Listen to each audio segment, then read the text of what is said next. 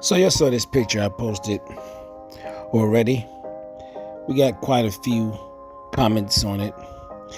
We got some sisters who got the point of the picture.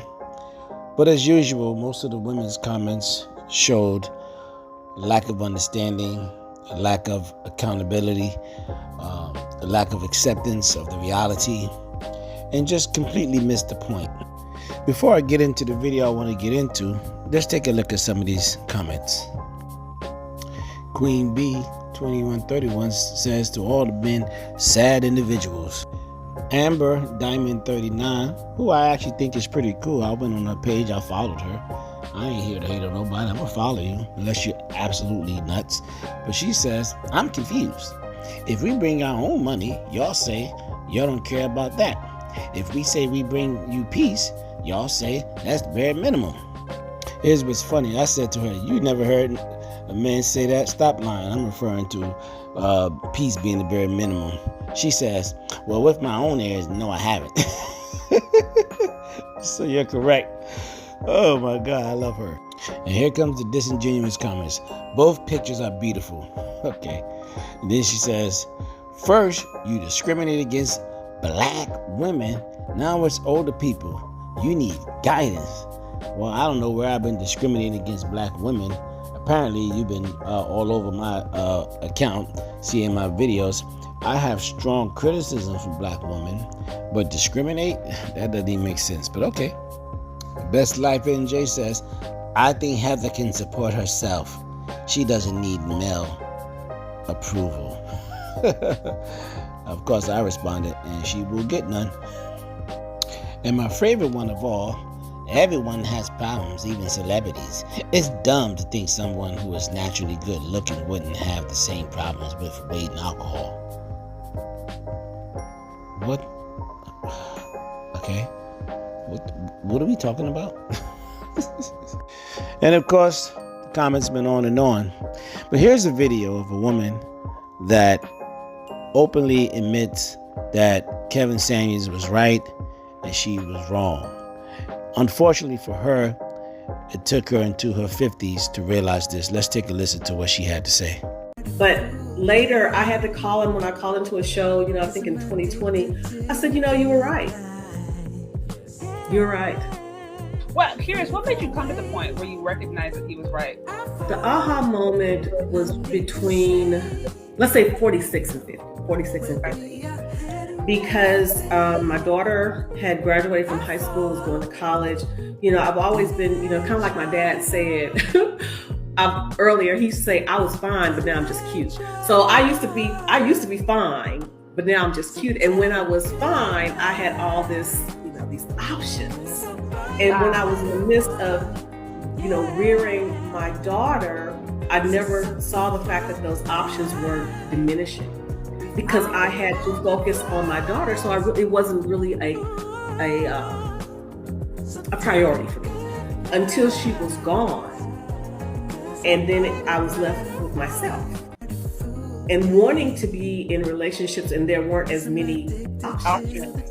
And that's when it started to be real to me because I hadn't paid attention to it through those years, if you will, because again, I was always fine. What happened was once she had graduated and gone off to college, I was getting in these relationships and I was not getting the results that I had hoped for.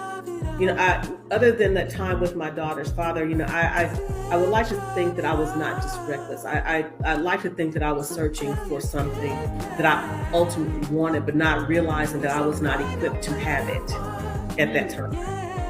I wasn't equipped to have it. So after a bunch of failed relationships, and in the midst of this, I was going to therapy for some other things that I was dealing with. But the turning point was a relationship at the age of 50 that the warning signs were there that I ignored, that I justified, that I think because I had gotten to a point, and I was talking to my dad about it, realizing, okay, I'm 50, my chances are, probably none. Let me get what I can get. Let me hold on to this, but not realizing I still needed to have some standards. So I got into this relationship that ended violently. And it was really Wow. hard for me because I'm thinking, you know, how did I wait to get to 50 years old to end up in an abusive relationship? Everybody saw it and they tried to talk some sense into me, but I wasn't listening yet again. That there were red flags that I did not pay attention to, because I'm not going to say I didn't see, they were there, I just ignored them. And again, thinking that I was helping him or inspiring him, but when I came to find out that I wasn't inspiring him, I guess maybe he felt I was emasculating him. Well, sisters, whether you want to believe it or not, we love you. We love you very much. That don't mean we're going to marry you, but we do love you. And we wish that all of you would find happiness. I know I do. I know me, Michael John Pennell, wish that all of you find happiness, even her. But cooking is a love language. But I digress. The point is, sisters, we really do. We really do want you guys to be happy. I mean, we all are better together, as Kevin Samuels always said. But the independent spirit, the feminist movement, the white supremacy, all of that stuff has drove, which seems to be a permanent wedge into the black family and between the black man and the black woman. And at this point, it doesn't look like it's going to change. So we have no choice as black men to go out and find women that want to be wives. They want to be supportive. They're not looking to be independent. They're looking to be interdependent, to work well, to have families, and to develop communities that are productive, that are safe, and that are happy and supportive.